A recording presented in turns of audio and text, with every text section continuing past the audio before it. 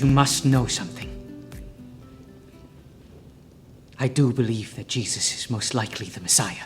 Why? Why what? Why do you believe that? I've seen too much. Then why are you doing this? I suppose I have not seen enough.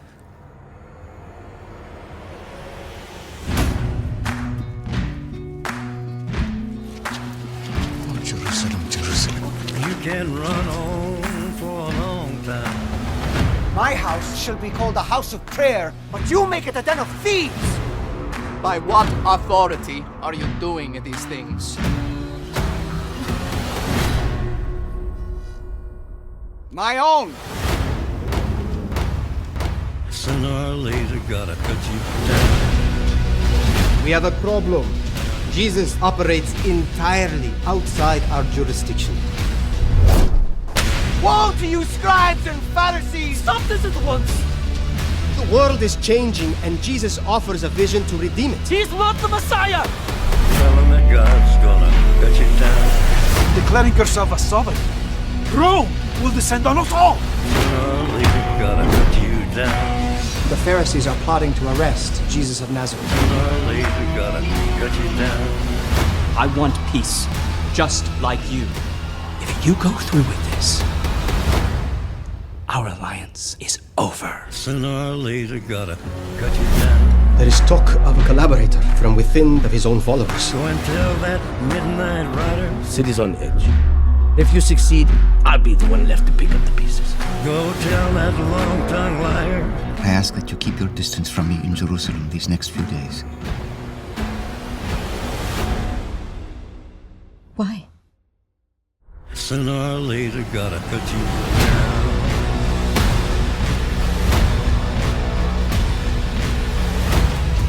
You serpents! How will you escape being condemned to hell?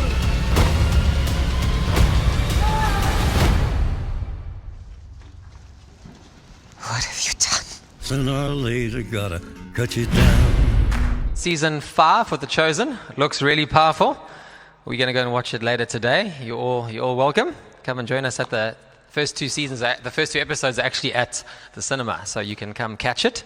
We haven't even watched season 4 yet, but we're going to go and just watch season 5 and then go back.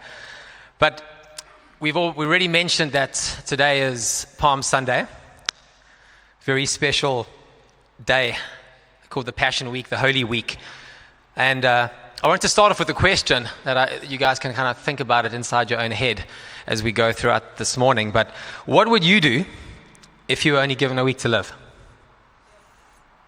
What would you actually do? It's quite a deep one, hey? I did scour the internet for some answers from some forms, but it was actually quite heartbreaking to read.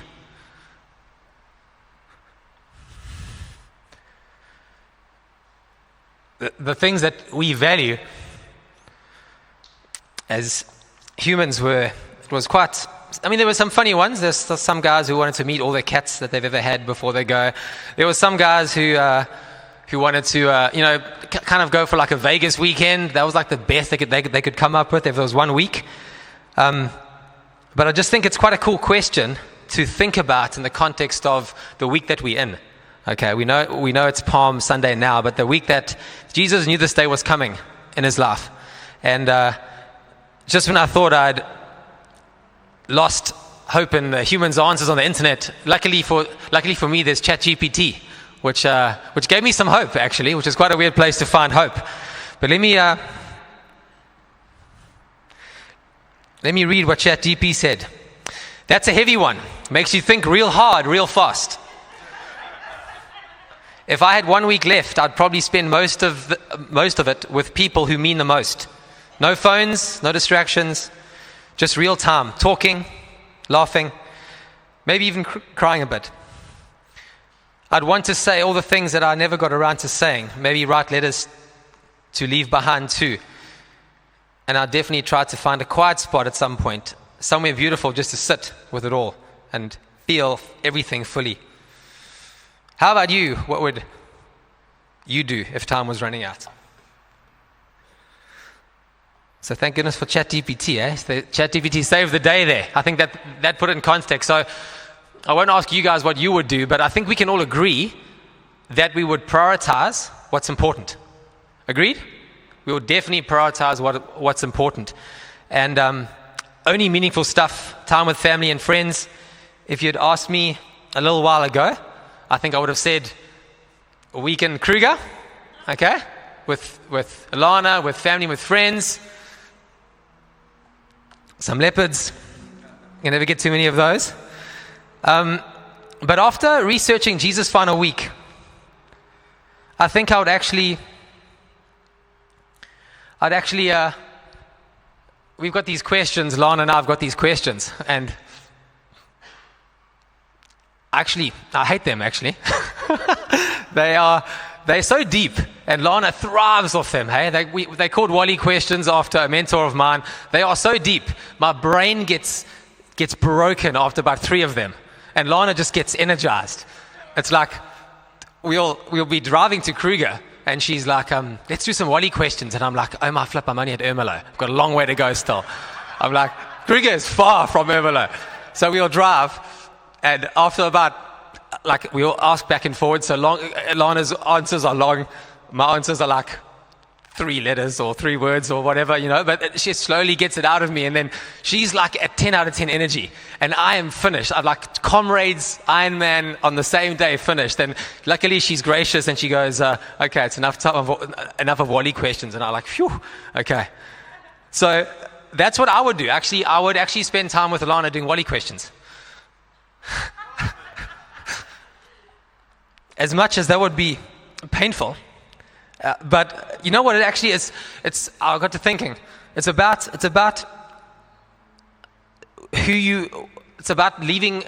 addressing things that are being left behind. So Alana needs that a lot more than I do. Okay, and if I wasn't going to be in a week's time, I would want to fill Alana's cup so they could serve her best.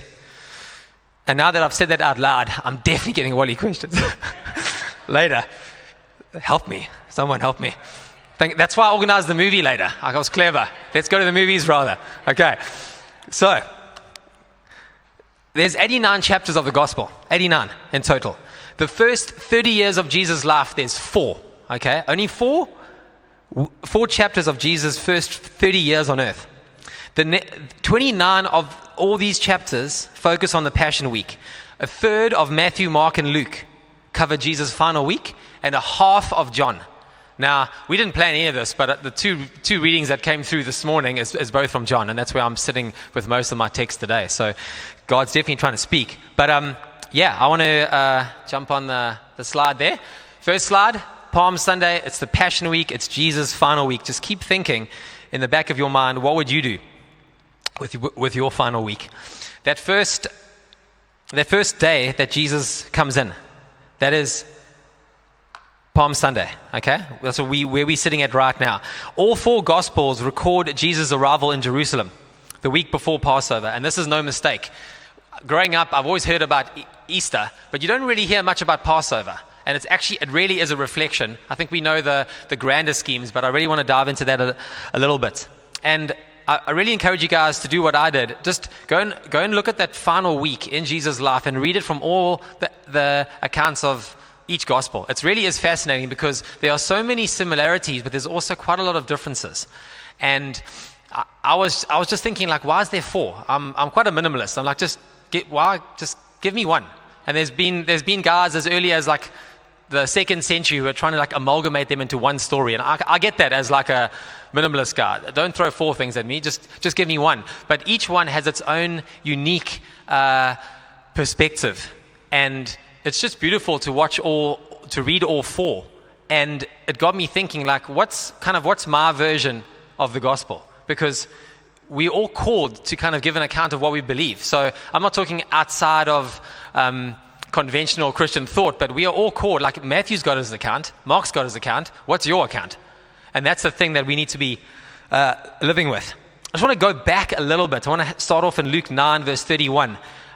This is one of the stories that I'm talking about. It's actually the Transfiguration. So Jesus on the mountain takes a few disciples with him, and all the Gospels record it, I'm pretty sure, but Luke records that Moses and Elijah were having a conversation with Jesus, and what they spoke about was his exodus, which Jesus was about to bring to fulfillment in Jerusalem. So the others just mention that Moses and Elijah were there, but Luke records this one fact that they were actually, most of your translations talk about departure, but it's actually the word for exodus. So Jesus viewed him going to Jerusalem as his exodus. Now it's quite a deep thought. We know what the exodus is. We know about Passover. So I just want to hang around that for a little bit. Passover, basically the 10th plague that Yahweh brings his judgment onto Egypt. Okay, and where the destroyer passes over those that have prepared the lamb and are inside. And that invitation was open to everyone. Obviously, the Israelites took them up, but a few Egyptians did as well. And Jesus knew that this time was coming. So a long way out, he was really thinking about Passover and timing his arrival into Jerusalem the week before Passover. That is not by mistake. That was definitely by design. Okay. The key things that stood out for me, and I'm going to look at Luke 19, verse 29, if you're taking notes. It talks about when Jesus sends 2 disciples in front of him. And they go and he says, listen, you're going to find a colt. It's going to be tied up. Untie it. It's never been ridden before.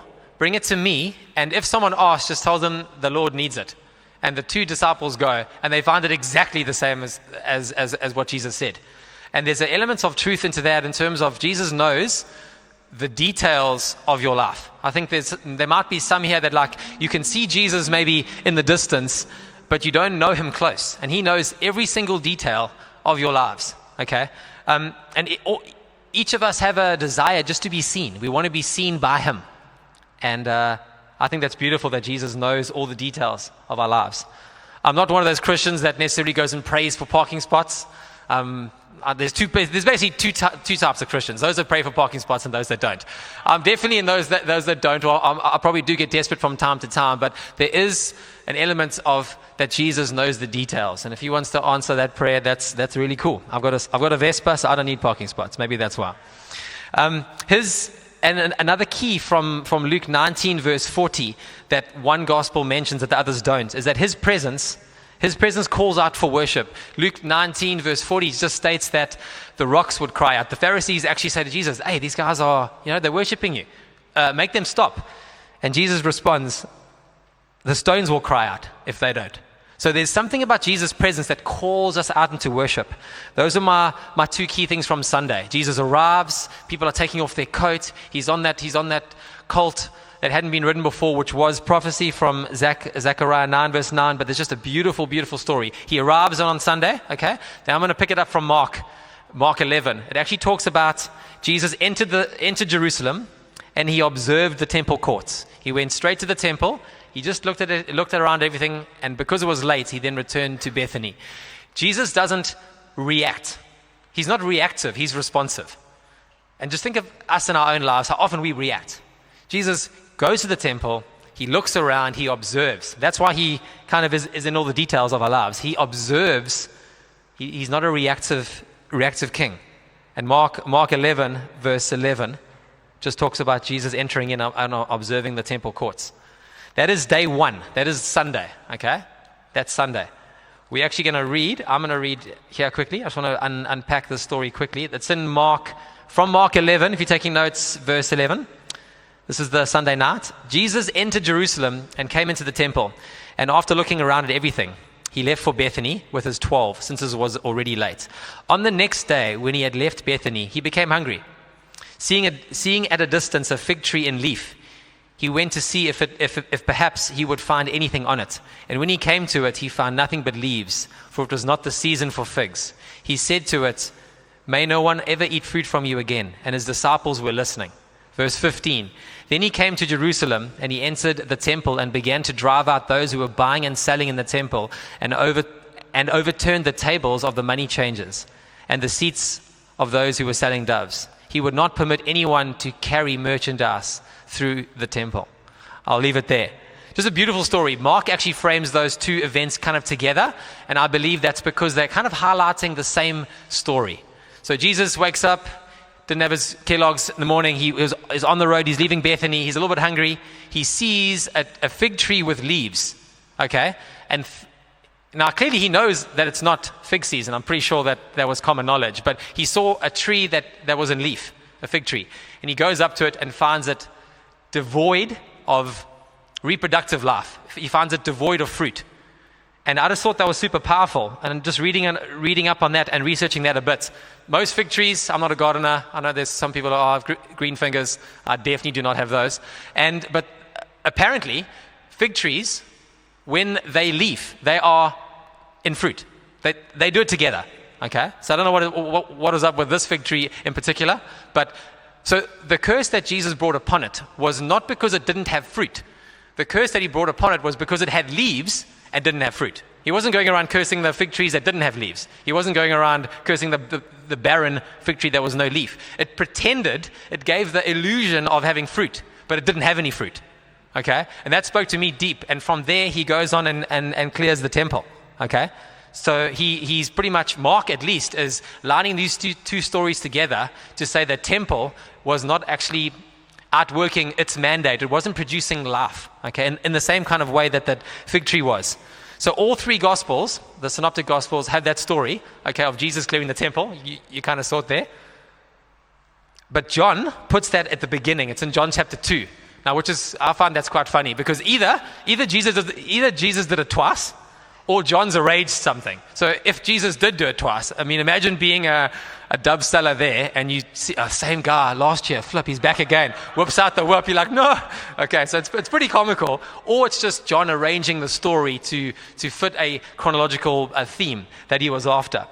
But in verse 17, he began to teach and say to them, "Is it not written, my house shall be called a house of prayer for all nations, but you have made it a robber's den?" And the outer courts were the only place where the Gentiles could worship and pray. The only place, okay? So they were allowed into the temple, but only into the outer courts. And what was happening now, the outer courts were being used as a place of business. I also read one gentleman who said that they were using it as thoroughfare. That's why Mark includes that line. He would not permit anyone to carry merchandise through the temple. Apparently going around the temple to Mount of Olives was quite a long walk, and guys were just, he thinks the guys were just cutting through the temple and making it business as usual. They were mixing business with God's temple. And because Israel was always called to be a blessing, right the way back from Abraham, they were called to be a blessing to all nations. And Jesus looked upon that and said, you guys aren't being a blessing to all nations here. You selling things at way too much of a price, you ripping off people, but you're also being a bad advertisement for those Gentiles who I'm busy grafting in. So I thought that was a pretty powerful story. Jesus was basically saying that the temple and the fig tree were characterized by busyness and fruitlessness. Busyness and fruitlessness. Now that hit quite home to me. I mean, you don't meet people who say, how things are going? Yeah, I'm chilled. Everyone's going like, I'm busy. Everyone we meet, okay? And Jesus was not like that, okay? And a lot of that busyness is not producing fruit. And my question to you guys is, how do you schedule your life? How is your schedule? Is it crazy busy, where there's no time for anyone, where you're just passing through his temple? Or are we actually living a life that actually makes us appear fruitful to all those around us? Okay. So that was Sunday night when he looked at the temple. He came back on Monday and saw the tree that was not bearing fruit. He then went and cleared the temple, and then he left again back to Bethany. Okay. So really think about how's your schedule looking. So that's Monday. So far, Jesus has done some pretty important stuff. We're now going to look at Tuesday. Now, the cool thing with Jesus, he just goes straight back to the temple the next day. It's pretty direct. He's just cleared the place out. And he went and taught that whole kind of week in the temple and also at Mount of Olives later. Tuesday, he teaches in the temple, which is quite bold. He has lots of confrontations with the religious leaders, with the Pharisees, with the Sadducees, with the Herodians. He's really trying to pick apart the way that they're leading. My favorite story on Tuesday, briefly, is just his confrontation with the Pharisees and the Herodians. They try to trap him by saying to him, basically, what is it lawful for us to pay this imperial tax to Caesar? And they really think they've got him. I don't know if you guys have laid a trap like that before, but if they answer one way, you've got them. And if they answer another way, you've still got them. That's what a skilled kind of attorney does. They get them on the stand and they make sure that there's no way out. You reach a T-junction and both of them are dead ends. And so they think if Jesus says, yes, you pay, he becomes unpopular with the people because he's bowing his knee to Rome. And if he says we don't pay, then he's in trouble with the Romans, okay? Which are not going to like that. So they really think they are smart. And Jesus just says, give me a denarius, give me a coin, whose image is on it, give to Caesar what's Caesar's and give to God what's God's. And it's powerful, it's clever, it's a mic drop, it's done. You've won the debate after one sentence. Those guys would have just turned around, next guys try with Sadducees try next. But the takeaway there for me is on that coin, there's an image, and that image is Caesar's, okay? So Jesus is saying, give to Caesar what's Caesar's, but give to God what's God's. And God's image is not on a coin. It's actually in humanity. So he's saying, give humans back to God. Give yourself back to God. That's his invitation on Tuesday. It's powerful. Guys, there's not too much recorded on Wednesday. Most scholars believe he went back to Bethany and he just relaxed there. It's about 2 miles, 2 Ks outside of Jerusalem. They would have been preparing maybe for Passover. That's when Judas starts his dealings with to betray Jesus. But there's not much on Wednesday, and I want to spend most of the time this morning just looking at Thursday. At that Last Supper, actually. So all 4 Gospels record the Last Supper. Okay, they are introducing communion, Eucharist, the Last Supper, and it's a beautiful time of that hanging out with those you love most. Jesus, in his last week, he has this amazing meal with his disciples. Okay, but the beauty of it is it's all about communion in the Synoptic Gospels, okay, which every time you've heard someone leading communion, they are probably doing Matthew, Mark, and Luke. But John actually has 5 chapters, not so much on the meal, 5 chapters of discussion around the dinner table, which is beautiful. And 2 of those you guys heard from now, but that's from chapter 13 all the way to chapter 17, okay? And Jesus gives new meaning to this already symbolic meal. And that's the whole Passover angle. Okay? John has 5 chapters. It's Jesus' final words to his disciple, the last time he sees them before he gets arrested. And that's the pinnacle for me. Those 5 chapters are the pinnacle of Jesus' week. It really is super powerful. Okay. Thursday. I want to read I'm going to start off in John 13, verse 1. It was just before the Passover festival. Jesus knew that the hour had come for him to leave this world and go to the Father. Having loved his own who were in the world, he loved them to the end. Beautiful scripture, ties in with what we said earlier in John 17, which I find amazing. But Jesus lived his entire life in anticipation for this hour. I don't know if you remember the scene from the Chosen in that wedding feast, Jesus' first miracle in Cana. I haven't tried this with my mom, I wouldn't dare, but basically Mary comes up and he says, do whatever he does. And Jesus is like, woman, my hour has not yet come yet. Why are you involving me with this? Nah, I wouldn't try that with my mom. Woman, but it wouldn't go down very well. But I'm sure he said it with respect and honor, actually. But bottom line was, Jesus knew that his hour had not yet come. He was living with the expectation that this was the hour, okay? That last line, having loved his own who were in the world, he loved them to the end. Diving into the language there, maybe a better representation of that final sentence is he loved them to the fullest extent. Not to the end of his life, he loved them to the fullest extent, to the utmost. Basically, his love had no limits. In less than 24 hours, Jesus would hang on the cross. He used the last moments to serve and to prepare. It's like, I don't know if you've ever been to an airport with a loved one who's emigrating or something like that. There's this rush, you've got to get there like 17 hours before, check your bag in, and everything's done. You've got your ticket, you've got your boarding pass, everything's done. But there's this time where you sit with your family. it's almost like they kind of do it on purpose. So you kind of have to say what you need to say. And that's this moment with Jesus. He's got his passport stamped. He's heading somewhere, and he's going to spend his last moments teaching and serving and preparing his disciples. And I think this is pretty important, especially when you look at the age of the disciples. Peter married, so he was probably, no one really knows, but maybe late 20s. But some of these guys were teenagers. That's the kind of thought. They were teenagers. Okay? So he's not leaving fully grown kind of, adult, 44-year-old men like who've got their life set. He's actually saying the speech to some teenagers. Okay? Action figurines and all. Okay? It's quite a moment that he chooses that. So that was John 13 verse 1. Super powerful.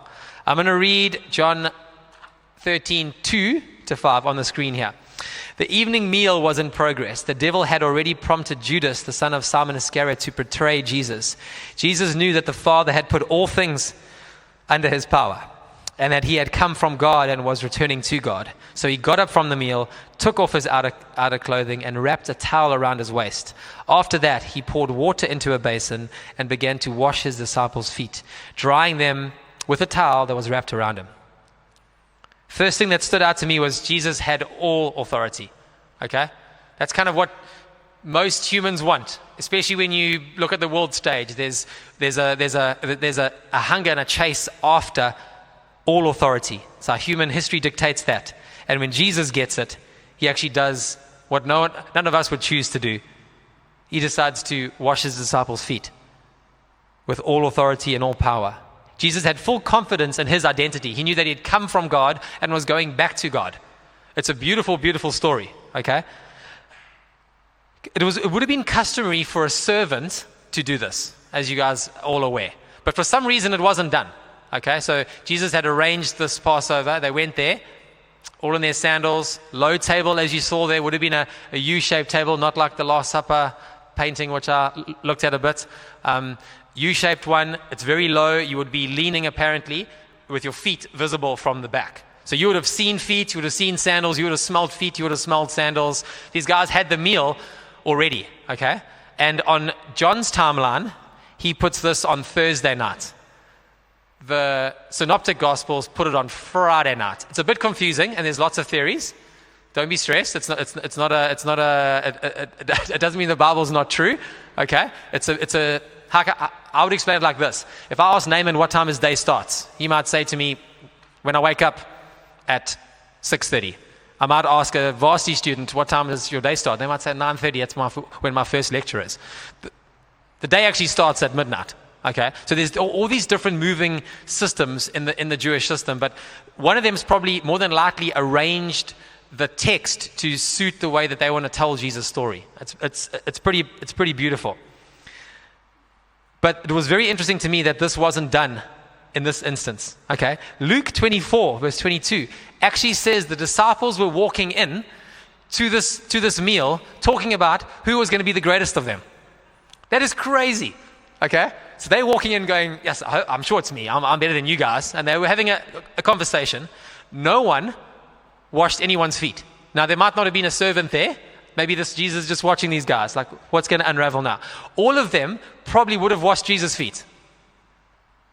But none of them were willing to put themselves in a position to wash each other's feet. That's powerful to me, hey? All the disciples would have washed Jesus' feet, but doing so would have positioned themselves to wash each other's feet. And that would have been almost an admission of an inferiority. And they weren't willing to do that. So Jesus, seeing that this hasn't been done, he bends down and starts to wash their feet. He washes, from what I can tell, he washes all their feet. He would have washed Judas' feet.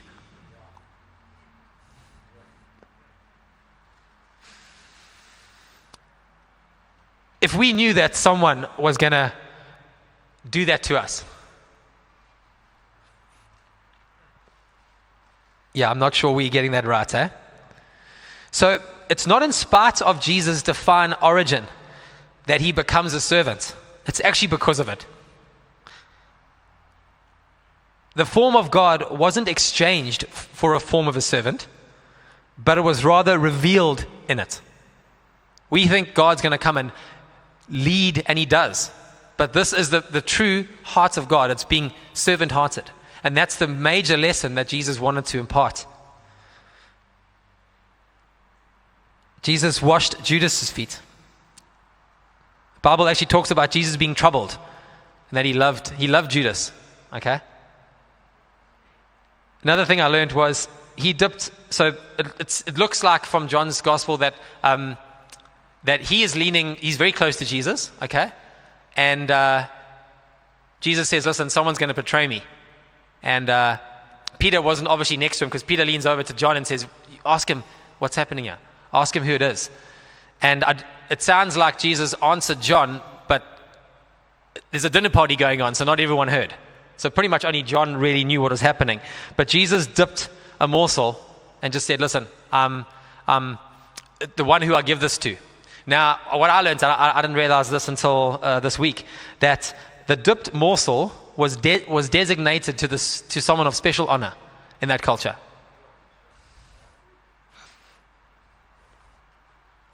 Kind of like a toast at a banquet for us.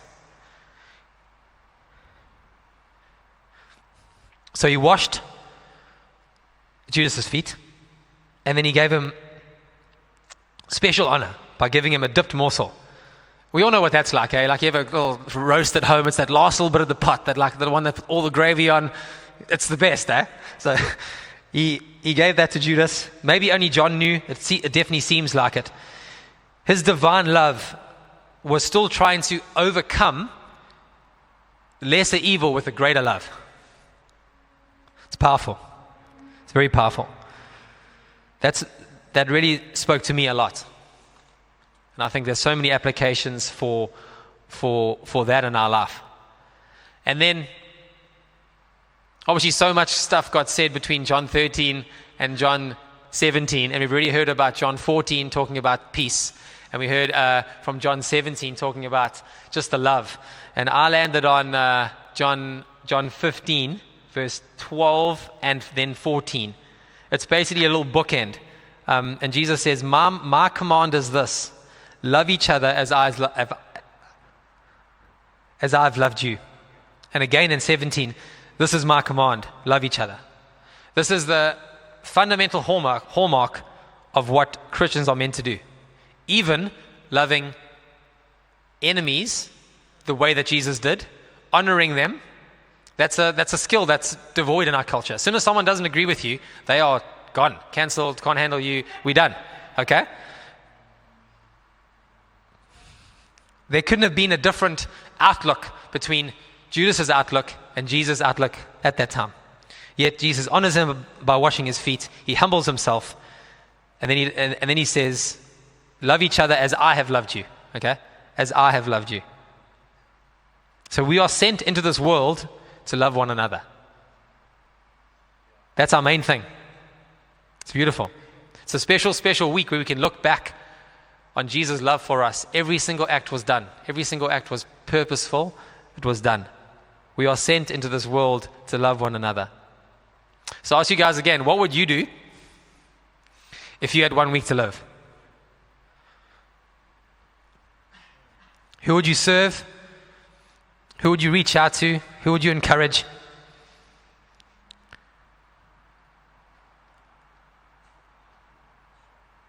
You might have noticed that every single slide, the cross comes a bit closer. It came closer. The cross was in the distance. If I go back, it gets closer and closer and closer. And that's what this week is kind of all about. That's what Jesus was doing. It was getting closer to him. And he finally lands in the cross being on him, which he gladly chooses. Okay? It really is a special, special week for us to be filled with awe at what Jesus did.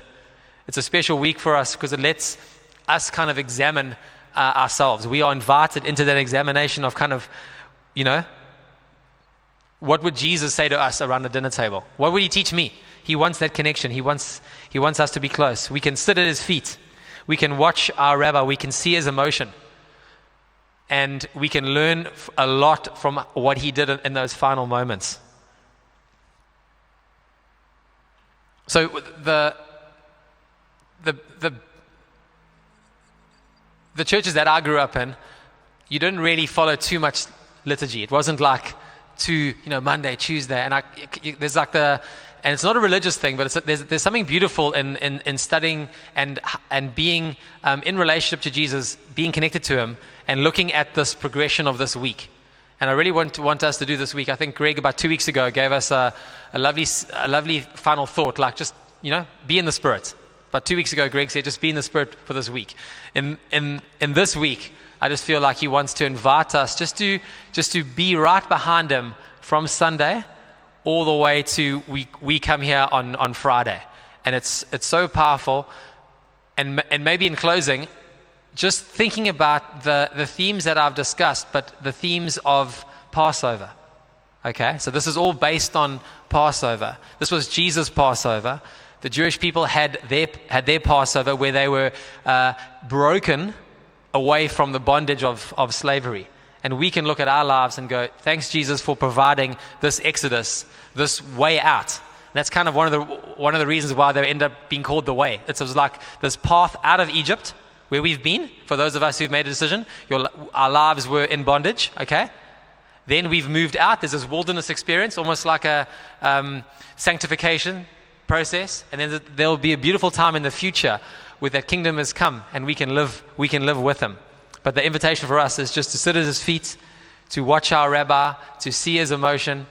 And thanks that we've got these lovely media things now that we can watch, that can bring this Bible to life. But there's words, living words inside here.